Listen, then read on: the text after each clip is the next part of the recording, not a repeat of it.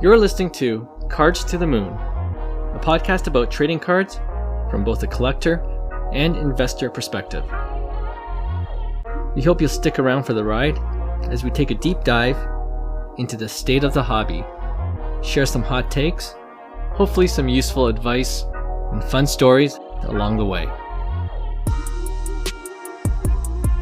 Hey guys, welcome back to Cards to the Moon. This is episode 62. My name is Clark from 5 Card Guys, co-hosting with Hyung of Integrity Sports Cards. And John, who is usually here with us, couldn't make it today, but not to worry. In his place for this episode, we are welcoming back, by popular demand, our good friend Will. Glad to have you back, Will. Hi guys, welcome. I'm glad to be back. I'm so nervous that I said welcome. ever since the first time I was on the show till now, like I was like your first guest or guest host, and then after that you had like Costa Cards, you had Scotty B, you had like monsters in the hobby. Okay. All right. Actually, off the top, I wanted to throw things to you, Will, about your experience at the recent Sports Card Expo in Toronto. I know you were on a mission and you got some trades done. So do you mind sharing what you got out of the local card show, you know, what you thought about it in general, and afterwards what plays you made at the Sport Card Expo? Yeah, I'd love to share. It was my first time at the expo. I think in December there was a smaller trade show that I set up a booth at, and I just came by, and I was only there for like an hour, and I didn't bring any cards to that show.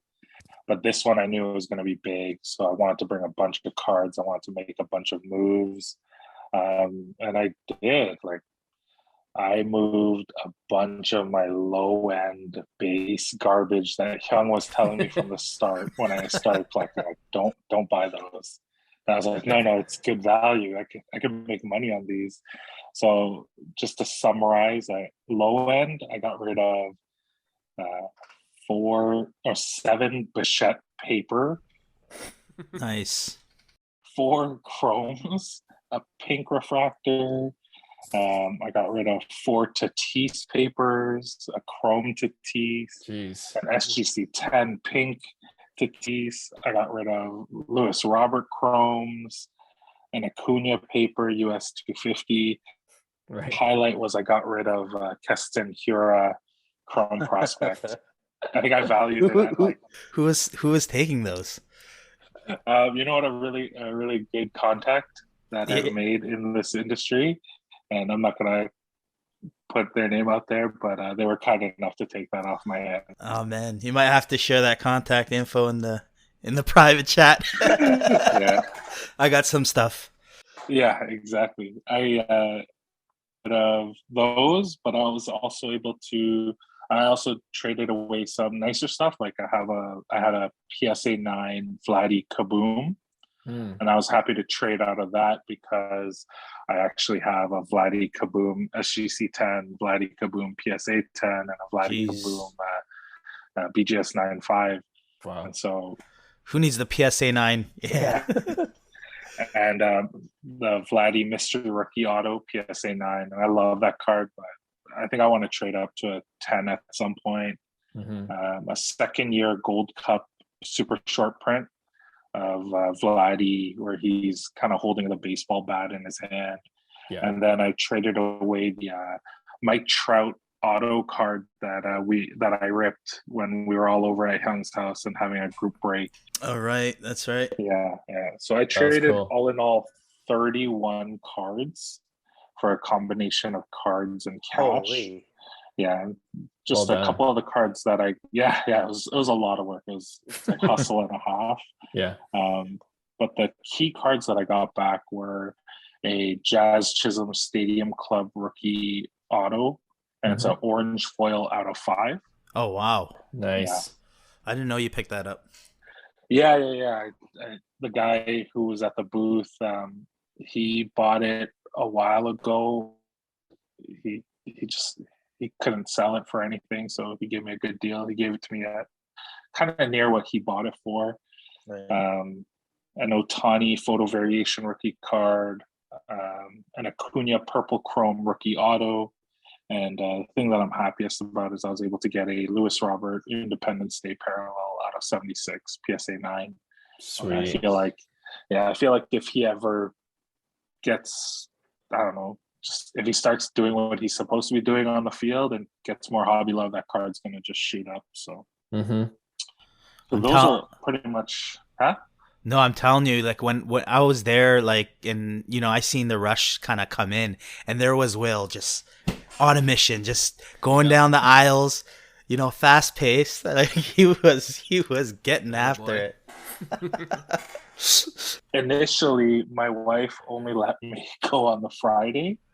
So that Friday that I was there, I was hustling. I walked through every aisle, saw every booth, targeted the cards that I wanted, and just made sure that like I knew where everything was, and I knew which cards I wanted to get and all that kind of stuff. And then my wife was generous enough to let me come on the Sunday, and actually the Sundays where I made most of the trades. So, oh, nice. But yeah, it was the one takeaway that I have is a fear. I had a lot of fear going into the show, and I think a lot of first time like noobs, they have a lot of fear. Like I had a lot of irrational thoughts, like what if I get ripped off? What if I get mocked for my cards? Like they're like, oh, those are your cards. Right. even just like the fear of rejection, like Sure. just getting over that. And then I was like nervous to approach people and tables, but once I made my first trade, it was like, oh, it was addicting. Yeah, for sure. I popped that trade shirt and I just couldn't get enough. I wanted so much more. But yeah, so no, you seem like a natural, man. Like I've followed you to a couple of tables, and Will is like a pro. Like I just followed his lead, sure. kind of. I think that's just in general, like.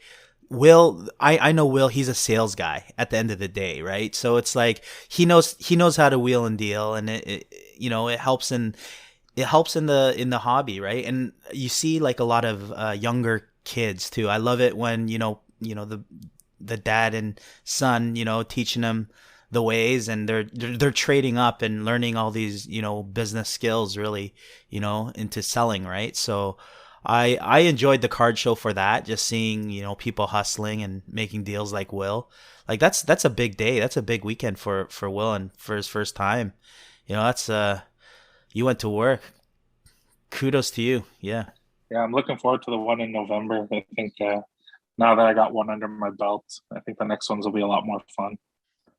I think you could like move into higher cards, right? You got rid of most of your base and all the pink refractors, and now that you have a decent collection, you could even trade up from those. So that's always a cool thing.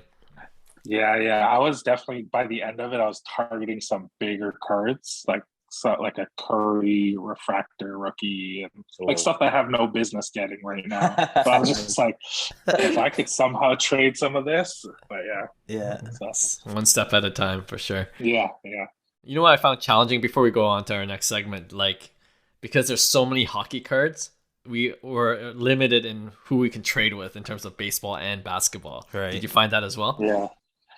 Yeah. Actually, I'm not interested in hockey at all. Like when I was a kid, I collected hockey cards, but now it's like there was just so much hockey, and just it actually kind of helped though, because one of the pieces of advice that I think you guys gave me was like target a booth or a vendor that has like one baseball card amongst his many hockey cards, because most likely he does not value that baseball card at all. Right. And there was one booth that was like that, and I was just able to get a pretty good deal because the guy could care less about that one baseball card. So sure, I was able to trade it into that one.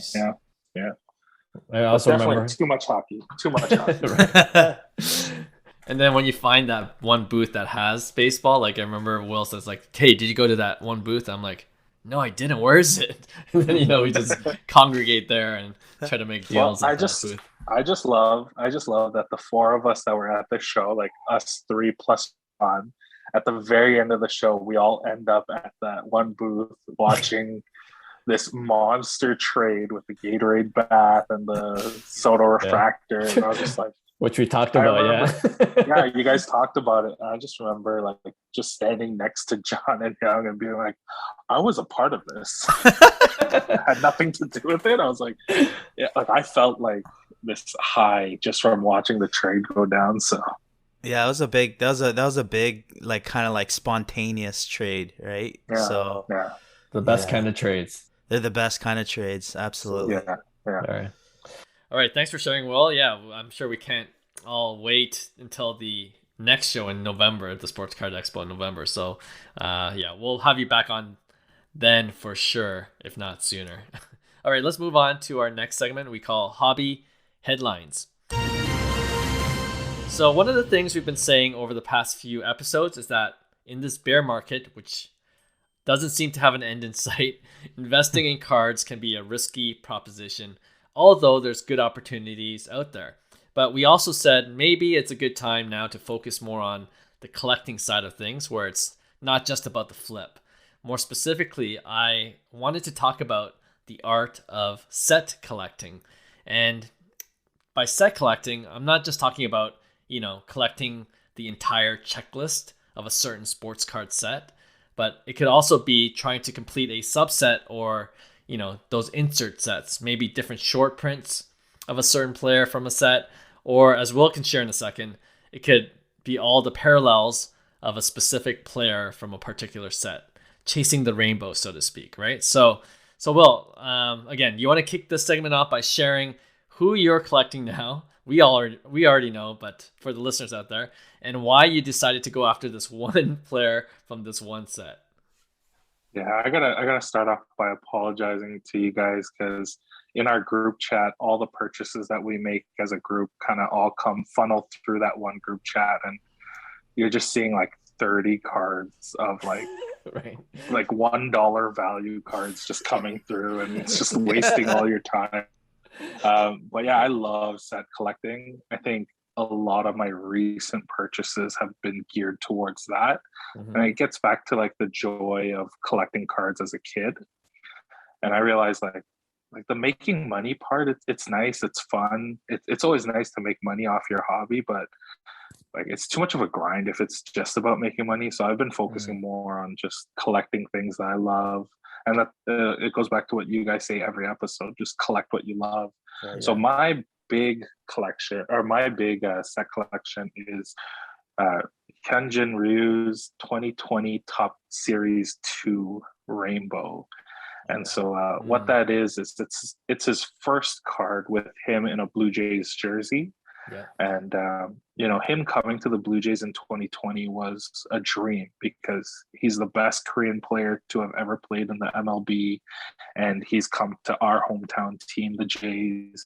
And so I was like really excited to collect that. I saw the Platinum 1 of 1 available on eBay and I bought that. And I was like, okay, I guess I got to get every numbered parallel, which I did, and every rainbow foil. I even collected the base, just the regular base version. So I've got almost every card of that image. Mm-hmm. I'm just missing one, and I'm hesitating sharing because I feel like somebody's gonna take it. And if you want it, it's $1,000. But maybe someone listening can help me out. But it's the out of 10 clear hobby. What's it called? It only comes out in the hobby box. Right. So I've been looking for that one. Yeah, the clear acetate. So if it ever shows up, it's never shown up on eBay. But if it does, I'm gonna swoop it up, or one of your listeners will. Yeah, we gotta help Will get that card somehow through 5 Card Guys marketing. Clark, you have more reach there. I'll try to do my best, and the hobby's full of good people. So yeah, hopefully. I mean, it's honestly like probably a $5 card. So I don't want to put a bounty on it. Like, hey, I'll give you $3.50. That's where you put the percentage. Give him a clean 15%. So yeah, that's the big one that I've been collecting, but there's a lot of other ones, but Yeah. I'll leave it at just that Ryu, the No, 2020 series 2. That's pretty impressive. So just that one card, and then once you get that, you're done. You completed that set.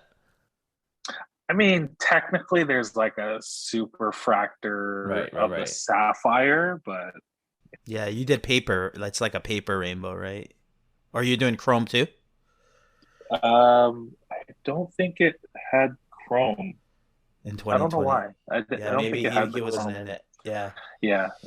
Because I know Series 1, he had his LA Dodgers card, and then Series 2, Right. they put the Jays ones. I say you go for the sapphire. The sapphire. I mean, if it ever, well, I have Why not? I have the base and the red out of 5. So if the one of ones and Right. I don't know how to say it. It's like Pad Parasha or whatever. Like there's a super factor, and then there's Yeah. the I think other one-of-one. that's like a mega boxer, isn't it? Yeah. So, Yeah, I mean, Mega I don't Box think those will 101. ever show up. Yeah.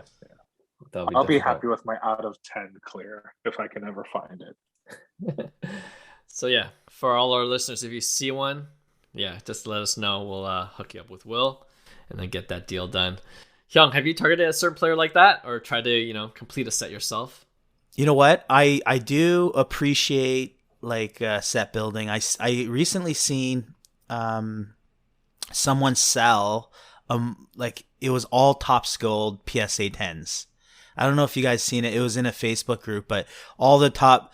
It was like Acuna, Tatis, Soto, Wow. Ohtani, Austin Riley. List goes on, but it wasn't all the big dollar players either. It was like solid, just Topps Gold, and as a set, it looked like it wasn't even set. It's just random rookies, but in Topps Gold PSA 10, right? So when I seen it as a whole, I think there's a lot of value to that too. That's an enormous amounts of like time and energy spent on hauling that financially, and even like having to look for it and pull the trigger when nobody's wanting to maximize on that dollar, right? So yeah, I mean, like stuff like that I really appreciate. Like I think I mentioned on a previous episode, like the Luca Silvers, somebody was doing year after year. So they had the silver PSA 10 in 2018, the Prism, and then 2019 second year Prism, silver PSA 10,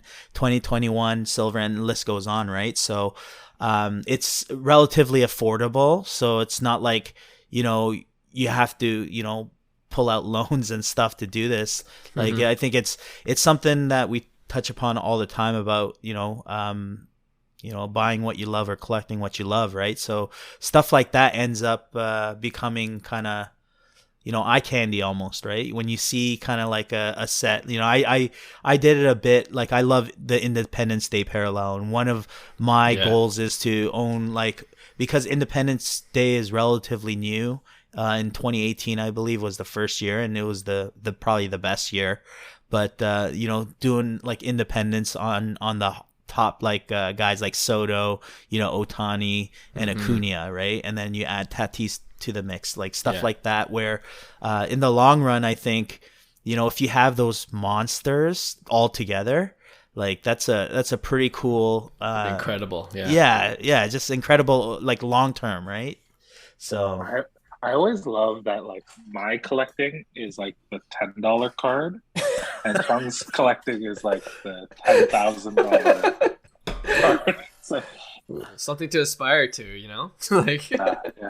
Well, for me, it's like the least amount of transactions, and you do longer cycles, right? So it's like I rather not work, and just do lower transactions. That's the reason. Okay. Yeah.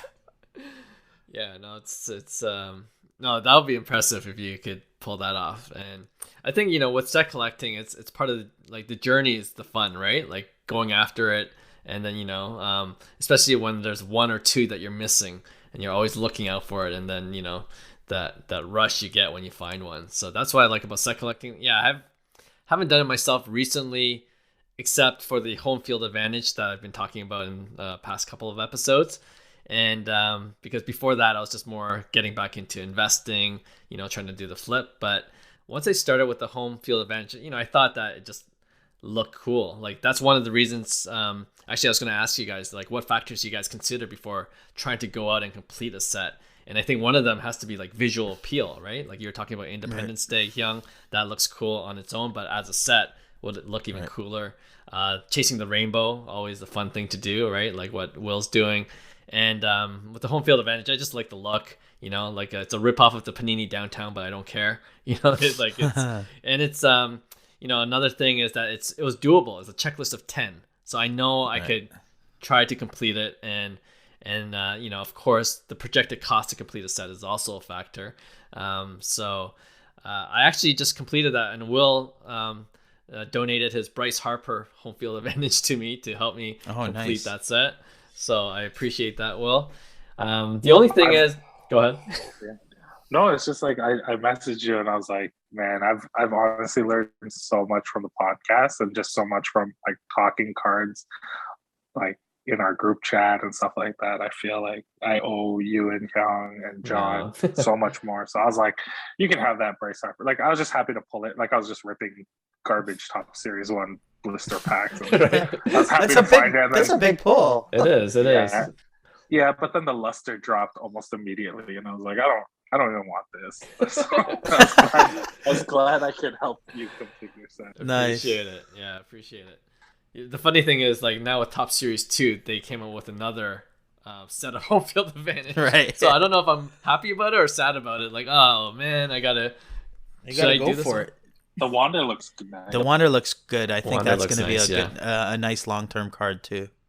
I'm not gonna make the same mistake though of going after it right away, like I did with this one. You know, with the Vladdy, where I paid $150 and now it's like $40. Yeah. Aaron Judge, which is like I paid $100 for that, now it's like $40 too. So I think the last time I checked, the Wander Franco was like over 200 for one. Wow. Yeah. So so I'm that's sure gonna that's gonna go down. Yeah, I'm just gonna wait it out a little bit, and then I'll attack with, and then along with all of Will's $10 cards, you guys will see my home field advantage $20-$30 cards in the mail. But yeah, that'll be my next set, I guess, going after the Series 2 home field advantage subset. Anything else you guys think about when you think about completing a set other than visual appeal, projected cost? Anything off the top of your head? Well, I just say just don't try to rip and achieve that, you know. Like I know set collecting is, back in the day when we, set collect checklists, like, you're ripping to complete sets, and people still do that, and people come back to the hobby and they actually start with that.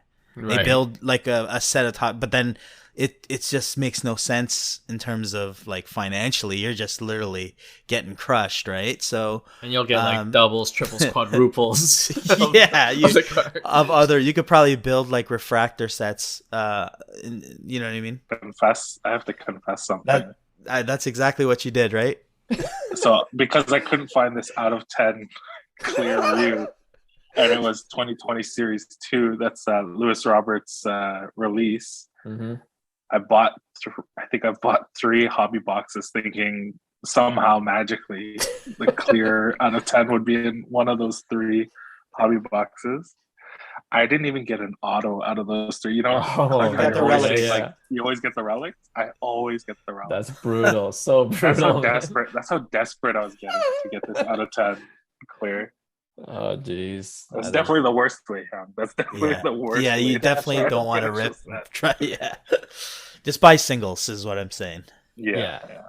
You can get started by buying a couple boxes, and then if you see a set that you want to complete, for sure, target them specifically on eBay.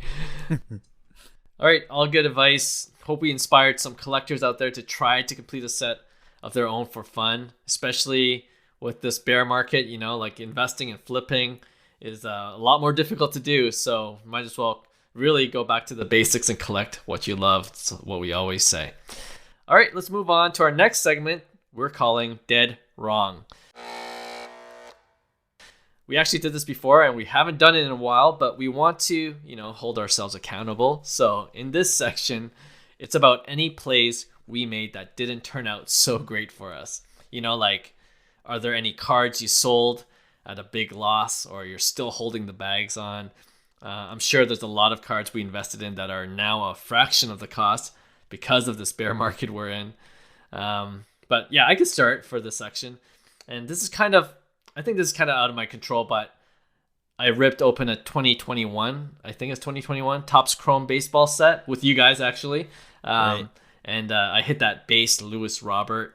And, I'm sure a lot of us hit that base Lewis Robert. So this was when the hobby was still hot. The economy was doing well and base cards had some value.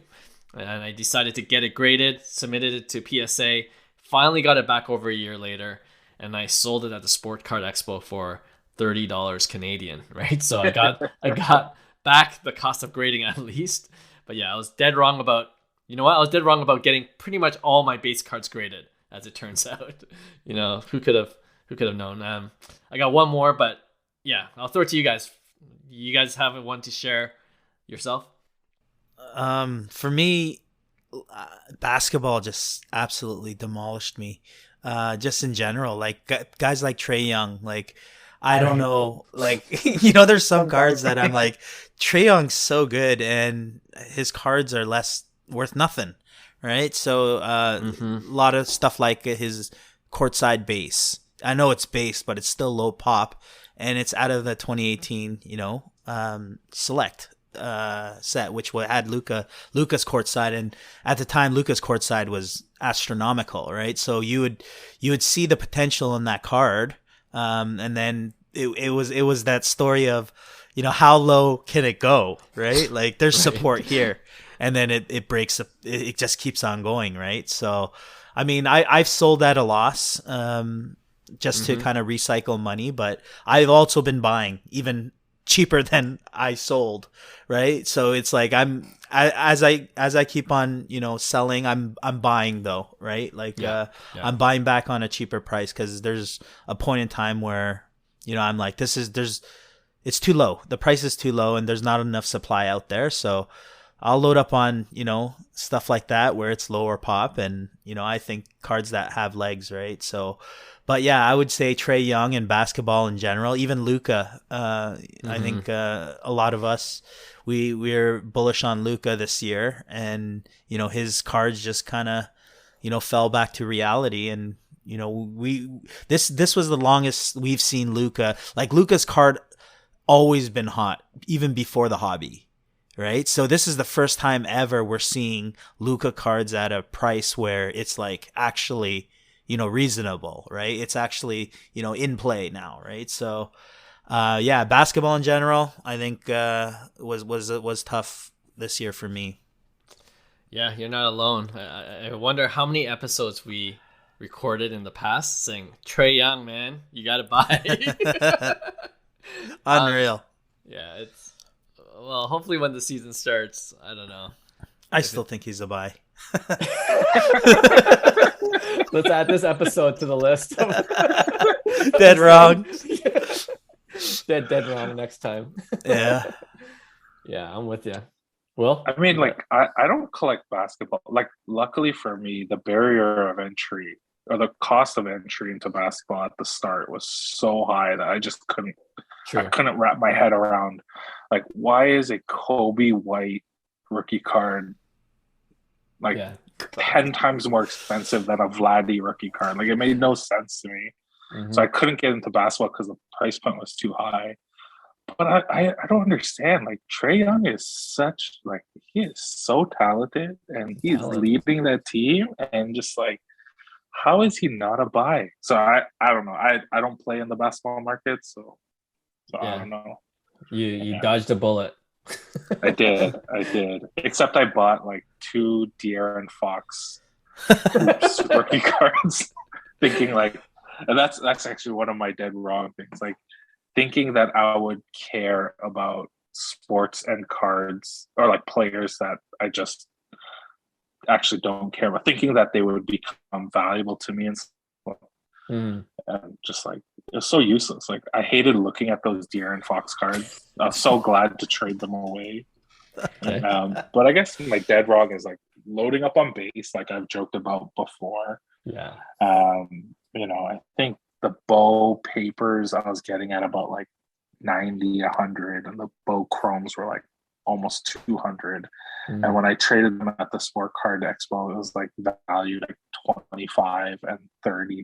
So it's like, Yeah. so that was a little rough.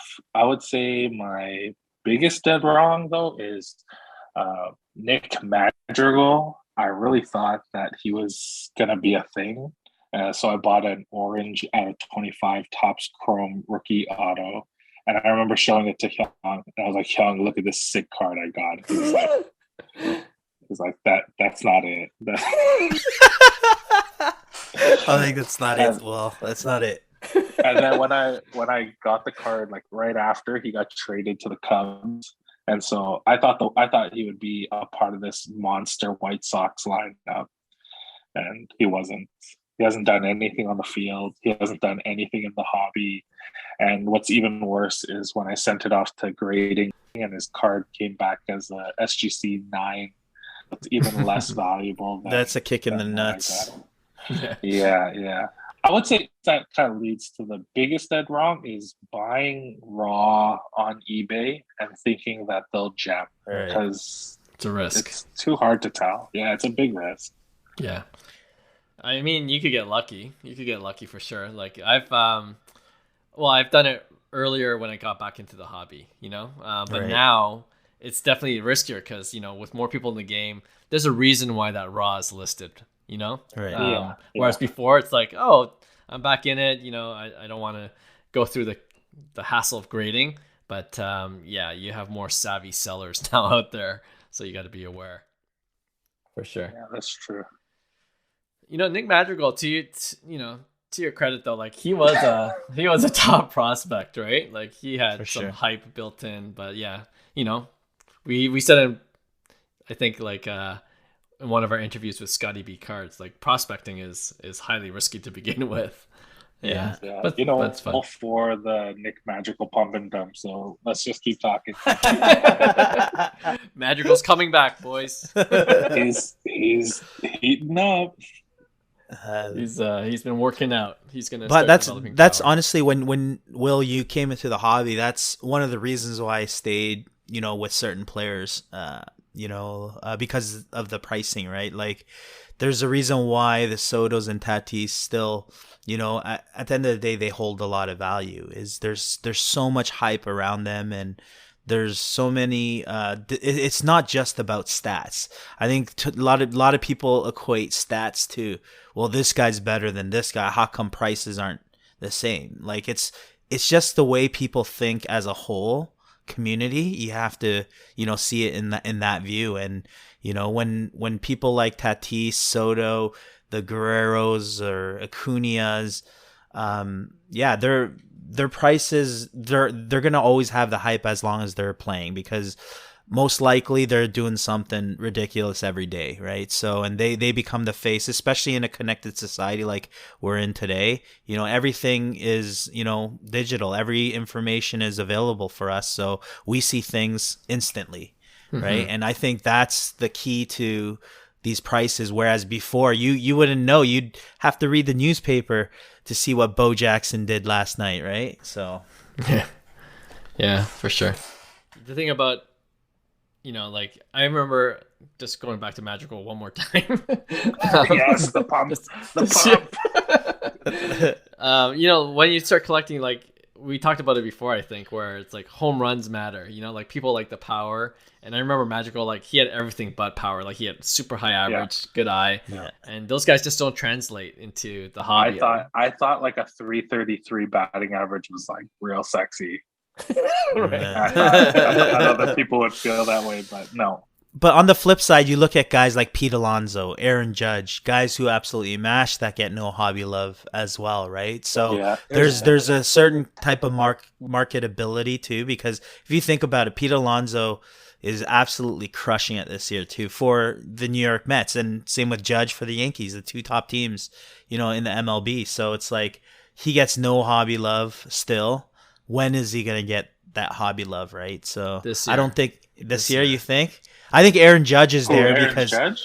Yeah, I think he's starting to see it Judge for because sure. like it's that period we say, after that 7 to 9 year career, they start actually on a Hall of Fame trajectory, right? And I think that's when people are like, okay, he's the real deal, and prices start rising then, right? Yeah, and Judge is like in his contract year too, so he'll be in the news like even after the season's over with his record-breaking contract. We're see record-breaking contracts every year now with big Signs names. with the Toronto Blue Jays.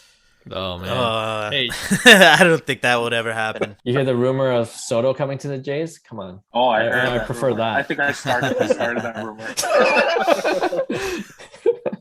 That'd be amazing. all right, I said I did have one more dead wrong, so we could end it off here. I thought this kid would be a stud in the NBA this past year, so I picked up a numbered to 199 Panini Select Light Blue Prism of Zion Williamson, and who, as we know, played a total of 0 games last year. I think I spent $700 for a raw card, so we're talking about buying raw, and I too got it graded by SGC. Well, it came back at 9.5, so not bad. But Not I bad. was hoping for a 10, obviously. So an extra $40-$50 there, so I'm in 750, and again I sold it at the expo for about $500, so could have been worse. That's not too bad. Yeah, could have been worse. And hey, maybe Zion has a great comeback season next year, so the guy who bought it off me might have made the better move. But in this market, I'm just cutting my losses whenever I can to, like you said, Hyung, to reinvest in a more sure bet, in my opinion, right? So like, right, yeah, put that money into a bigger card, and because all those bigger cards, as we also talked about in the last episode, those prices are deflated as well too, right? So there's opportunities there. Absolutely. But yeah, Zion. Damn it. You live, you learn. All right, so there you have it. They can't all be winners, but yeah. Now that I'm a bit depressed, let's just end this show with our regular weekly segment we call Pick One. And this is where we each put up 2 cards or sets, and we debate which one we'd rather invest in. Hyung, as usual, do you want to lead off? I'll lead off. And for this one, I wanted to kind of see where your guys' mindset is at in terms of value, right? And how PSA still stands atop, in the market. Mm-hmm. And do you keep chasing that, or do you invest in value? And my 2 cards that I'm pairing, they're actually the same card, just different grades. So 2011 Bowman Chrome Prospects, Bryce Harper Auto, PSA 10. So is Bowman Chrome first auto, PSA 10, last sold for $2,400 US, versus a 2011 Bowman Chrome Prospect Bryce Harper Auto in BGS 95 True Gem, which had a few sales between that $1,200 to $1,500 marker, right? So almost like 50% in terms of a True Gem versus the PSA 10. Which one are you guys taking? Well, you want to start? Yeah, because I'm a little later into the hobby, I guess, I don't really understand all the PSA hype. Like, as long as it's a reputable company, and I would say PSA, BGS, SGC, they're all like have the same reputation. Like, I'm not comparing it with HGA or some other slabs. Mm-hmm. But like between those 3, like as long as it's gem mint, I'm happy to take whichever one's cheaper, whichever one's the better deal. I mean, it's kind of what I did with the Vladdy Kabooms. I was so happy to get the BGS and the SGC for way cheaper than what the PSAs are going for. Yeah. So you're going BGS? I'll go with the BGS. Yeah, for sure.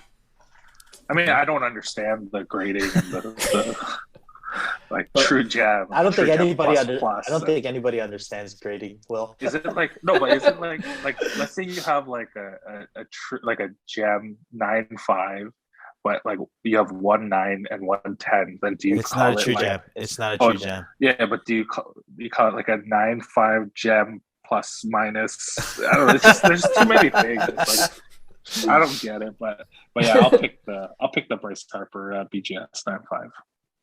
Okay. All right. Yeah, like I am you probably can guess. I'm going with the BGS 9510. And I don't know if it's because it's baseball, right? Like I like baseball cards, especially if it's Bowman Chrome. You said Bowman Chrome, right? Yeah. Yeah, Bowman Chrome. Yeah, it has the auto. So Yeah. So like, I guess when I got back into it, Bowman Chrome, like the BGS slabs were just as good. OG. Yeah, Yeah. right. So if not better than the PSA, which kind of took over in recent years. Right. So I don't like Will. I don't totally understand the price discrepancy between a PSA 10 and a BGS 9.5, right? And it looks the same to me if you look at the card, you know, All right. like in terms of condition. And yeah, it's like unless the discrepancy is close, like so this is 2x in this case, but just say it was 2,000 for a BGS 9.5 and Right. 2,400 for a PSA 10. Yeah. I might splurge on the PSA 10 because if he pops off, right now at least the PSA 10, Right. we'll get the a resale better, value. Yeah. Yeah. Exactly, right? So if it's closer, then I'll start to consider PSA 10. Not that I like PSA 10 better, but I can see Right. that I can resell it if the player pops at a higher value. Makes sense. Just because it's the way the market is right now. But if it's like 2x, and I've seen some BGS 9.5s of certain cards be a third of the price of PSA 10s. You know what I mean? Jeez, like that's a buy. ridiculous. Yeah, that's ridiculous. So Yeah. I think a Steph Curry, you know, the card I want is the Steph Curry Bowman 48 rookie Right. card. So Yeah, BGS 9.5 is going for about 3,000, about 3,000 probably. Maybe more now because Steph is killing it in the NBA Finals. So it's 3,000, and then I think a PSA 10 is like 9,000. Wow. Yeah, that's crazy. crazy. So That's I'm not- crazy. That's Hey, I insane. can't afford a $9,000 PSA 10 Yeah. Steph Curry, but 3,000, you know, if I sell some things, I would be happy with that card, you know? Mm-hmm. So, Yeah, so for you, it's like kind of like the ratio, the percentage of Right. the value, right? Because that's where you're making money off of, anyways, right? That difference, Exactly. essentially, right? No, it makes sense, and that I kind of paired these up to make a point, you know. Although, you know, I agree, I would probably buy the BGS auto, but that's the whole point. All three of us said BGS, no problem. I knew it, but when we click it, it automatically clicks PSA 10. You know, it's one of those where we end up getting it because that's what dictates the value at the end of the day, right? Yeah. So it's weird because we say it, but it's hard to do. I find like people still buy the PSA 10s, you know, even though they see the value at BGS, you know, BGS 9.5s. But yeah, for me, it's like I think eventually with everything, there's inflated values, and especially through like periods of like recessions, it's a big shaking off. So you're going to see a lot of corrections, is what I'm saying, and that's For where sure. you see true value. So I think that was my whole point of this post is, you know, there's superb value in the BGS 9.5 right now, and eventually it will correct itself. You know, both PSA 10 and BGS of the true value, right? So I think Yeah. long term too, I think BGS is a great move long term. Yeah, I totally agree with you, Hyung. Like, I think because in general, in my opinion, the PSA 10 values are pumped way higher than like a BGS 9.5 is, you know, with the height of the hobby. So like I've already seen some PSA 10 cards just come crashing hard. You know what I mean? Right. So Yeah. remember last episode I talked about my trade for a, you know, I had a Lewis Robert PSA 10 Bowman Chrome auto. Right. Yeah. You know, and I added the BGS 9.5 Bichette refractor to get an Aaron Judge. Well, you were there when I made that trade. An Aaron Judge Bowman Chrome refractor. BGS 9.5. You know, and I thought the value was there. Like, and the PSA 10 of the Lewis Robert was coming down hard too. Like I think right. I got it at 1,600, and it went as high as like almost 3,000 actually. And then with this bear market, the last one sold for 1,400. So like the volatility is huge. Yeah. So definitely typically find more value right now, at least with BGS 9.5 cards. But Right. good point that you made with this. So pick one. All right, Will, you're up. Just checking back to what we were just talking about, Clark. Sure. Did we do well in those trades. Like we traded one It's like after you the guys- other to the same guy, Yeah. and like both of us left like, oh my god, we're amazing. Like we're so good at trading. We're I'm the just like, best. yeah. But That guy wasn't like a small fry. Like he was a big, yeah, big cards. Yeah. vendor. Yeah, he had big cards. So I don't Yeah. know. I guess time will tell how we do. I know. You know what? I liked your trade when you got the Cunha from the guy. Yeah, Especially with all those like, you know, those lesser cards. You did really well. yeah. He took 4 Tatis base cards, and I was just like, okay, sure. Yeah. But yeah, I mean, like, The other thing is that I guess you never know if he has a buyer in mind, so he could make that Right. transaction easy, right? Yeah, maybe it's more liquid for him. Like he can sell Yeah, lower. I think so. Exactly. Yeah, yeah. Yeah. Okay, so my pick one. I had a really tough time thinking of pick ones. I gotta say, John's pick one from a couple weeks ago. If people haven't heard that episode, they have to go back to it. Which With one? the one where you can have one Luka Doncic like super fractor versus all the Prism Silver. I was just like, I remember listening to that podcast in my car while I was driving, and I actually pulled over because I was laughing so hard. And I was like, it's like that. Would you like to fight one horse-sized duck or like a million duck-sized horses or whatever it is? And I was like, this makes no sense. And you guys were having so much fun.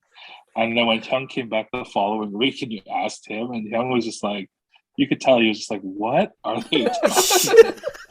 That was exactly going through my mind. Yeah. Hey, we admitted it. Like when Hyung was off the show that one week, we went off the rails, and we had like serious in-depth discussion and debate on this between That was John hilarious. and I. And then like Hyung comes back on next week, and he says like, yeah, he gives like a straight answer. And we're like, yeah, I guess he's right. It's like. So I was thinking maybe my pick one, I'll go something along that route, like something like pick one. You're only allowed to collect your favorite player, Right. or you're not allowed to collect your favorite player, but you can collect every other card. So I was just like, it's so dumb. But yeah, I had a hard time. But this is my pick one. Because I'm a big man, and when I did get to play basketball in high school in grade 9, I was the center of my team, even though I was like 5'7" at the time. Right. But it was a small school, so I'm a big man, and I love big men in the NBA. So I wanted to compare Shaq versus Giannis. Shaq, the original Superman, and then he dubbed Giannis the new Superman. So Shaq's rookie card, he has 1992 Topps Gold Parallel PSA 10. It sells for about $1,300 US.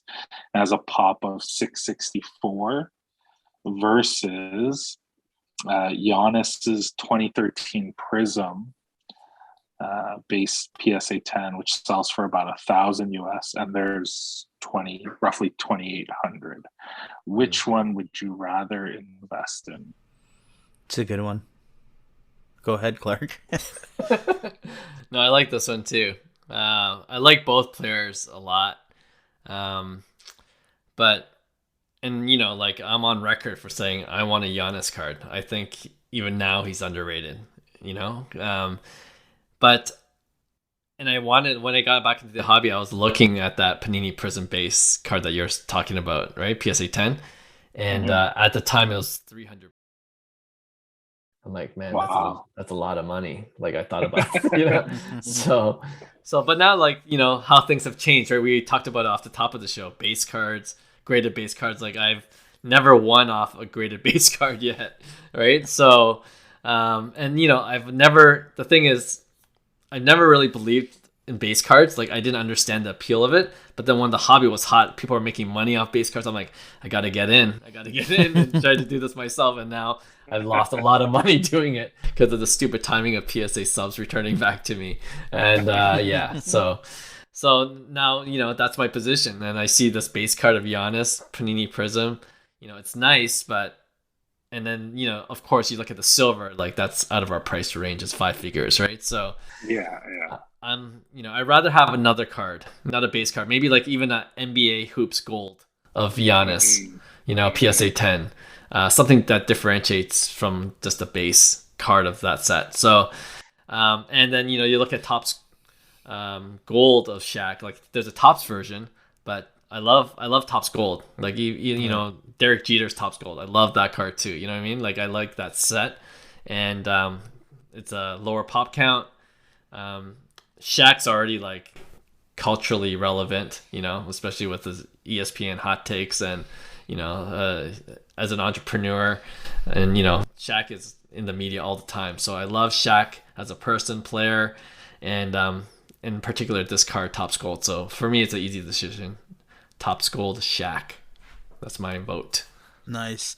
You know what? I agree with Clark. I was thinking like the Prism Giannis potentially could have, just because we've seen that card and what it was at the height of the peak. But I think, with the population count so high, no, I wouldn't say so high, but like relatively to the Shaq's Gold, I think a lot more people on hold with Shaq's Topps Gold, because as a kind of like a PC or like long-term investment, because Shaq's not even playing now. So if you have that card, you're not planning to flip it. Whereas, a lot more people in the Giannis game will flip that base Prism, right?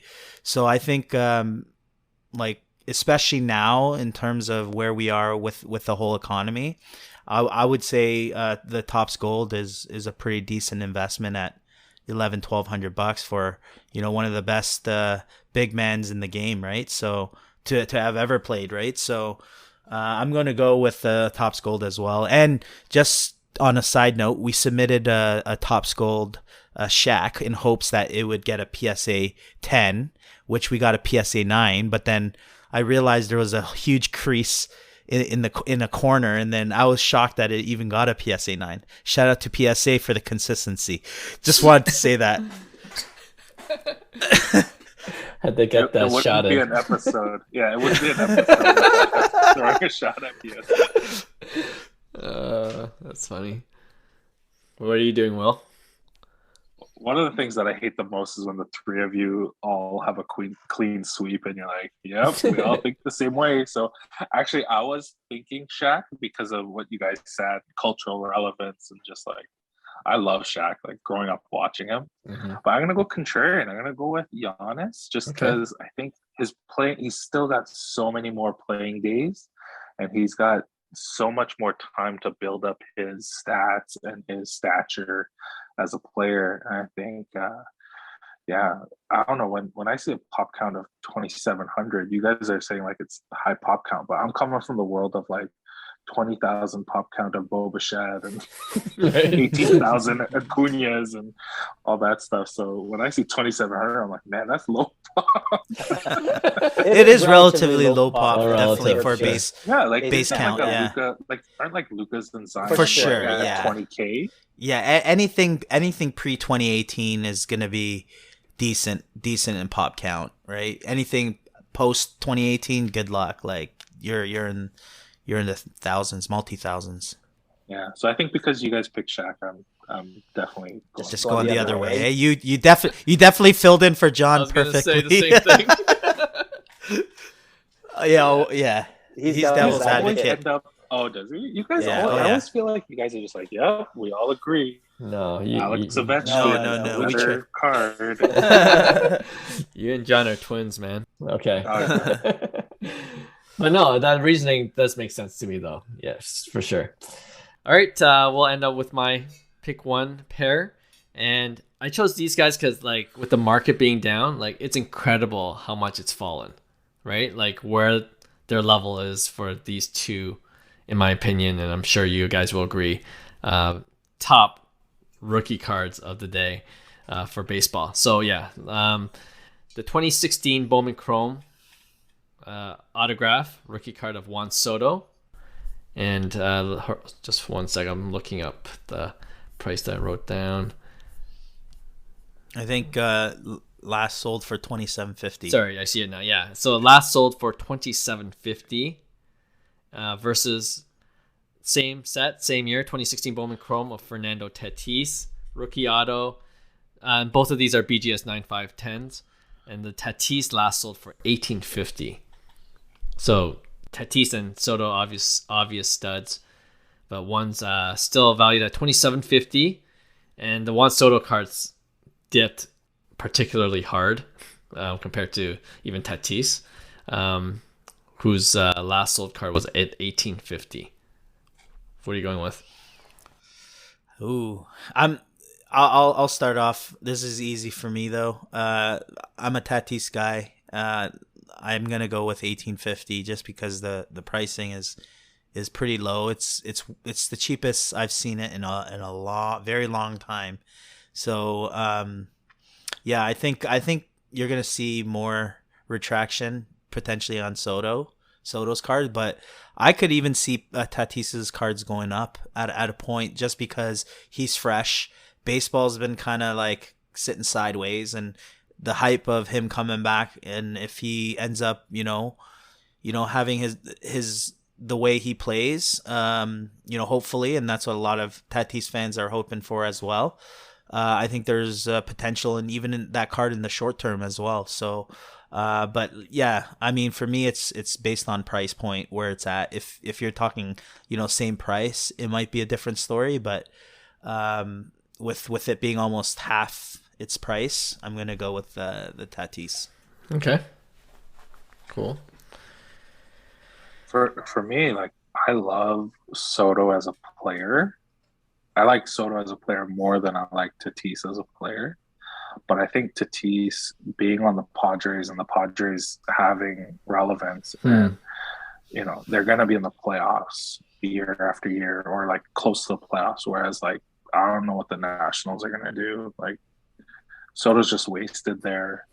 He's going to be wasted there until he signs with the Toronto Blue Jays or yeah, baby. But for me, and like Tatis, like when he comes back, like Hyung says, he can just do so much in a little amount of time, just like he did last year. The injuries kind of worry me because he's just always getting injured. Mm-hmm. But I think for me, the key factor is that the Tatis card, is that him in his White Sox jersey? Yeah, and his White Sox. Yeah, so I hate the White Sox jersey Tatis. Like, for me, eye appeal means so much. Yeah. But the one card I hate more than Tatis in a White Sox jersey is this like scrawny pencil neck Soto. Like, it honestly looks like a little league. Both of them. Yeah. Like Soto looks like he's like 8 years old. Like, yeah, he does. It bothers me so much. I hate the look of that card. Yeah. And then there's only one card I hate more, and that's the Bobby Witt card. And I've talked about that one. But Which one's that? The first Chrome? Because his drone one? It's like Photoshop. Like, his face looks like it's like a mask, like a poor, like a cheap plastic mask. Like, I don't understand what's going on with that card. But anyway, so I picked the Tatis. Oh man, we should plead sweet. We should have a segment where Will just talks about all the cards he hates for whatever reason. Most of the time, it's just eye appeal. Yeah, eye feels big. Yeah, for sure. You know what? I don't disagree with your assessment of the visual appeal of both those cards, both Tatis and Soto. But I am going with Soto. And it's not a clean sweep because I think it's what you said at first, Will. Like, I'm just more invested or more convicted of Soto as a player, as like a Hall of Famer, than I am with Tatis. Tatis is more exciting, but Soto, he is batting like 230 now. But, as always, you're going to see July, August, September. He's going to start batting 350 the rest of the year, and people are going to remember again. Like, everyone forgets at the beginning of the season, but people are going to remember at the end how good he is. And we saw the Nationals be crappy last year, and he was in the MVP discussion because of what he's doing on a crappy team. So some players like Soto, I believe, are crappy team proof. If that's a term, like, you can play for a crappy team, but he'll get his, he'll get his accolades and recognition. and he's going to sign a contract. I don't know where, even if it's with the Nationals. I'm sure if he does, that team hopefully will build around him quickly. And he's already won, right, a championship, and so he already has a record there. And just Soto, super bullish on. Like, there's not a lot of players that I'm like, oh, he's gonna be fine for the rest of his career, even at this young age. And Soto's that guy for me. So, looking at his price now, like under 3K, when it used to be 6-7K for that same card, that's hard to pass up. So I have a few on the watch list right now. We'll see if I pull the trigger. Nice. All that being said, I feel like with the market, things are still going to go down a little bit more. Like, I don't think we've hit the bottom, to tell you the truth. Yeah. So be patient, and we'll see where it goes. All right, that does it for this episode. Will, thanks for filling in for Johnny. I'm sure it won't be the last time. Thank you. Yeah, I'm sure it won't be the last time. We'll definitely have you back. And thanks, of course, to all our listeners and subscribers. We appreciate all of you. And if you enjoyed the show, we'd love it if you gave us 5 stars. And follow us on Instagram as well. We're there at Cards to the Moon, all one word, for more podcast content like polls of our pick ones, where you can vote for which ones you would rather invest in. All right, thanks again for listening, and we'll see you next week. Bye. Hey, thanks for listening to Cards to the Moon. We'd really appreciate you subscribing to our podcast wherever you listen to your podcasts. And you can also connect with each of us on Instagram at 5 Card Guys, or you can follow Hyung at Integrity Sports Cards, or John at Trade You at Recess. You can also check us out at 5cardguys.com. Thanks again, and hope to connect soon.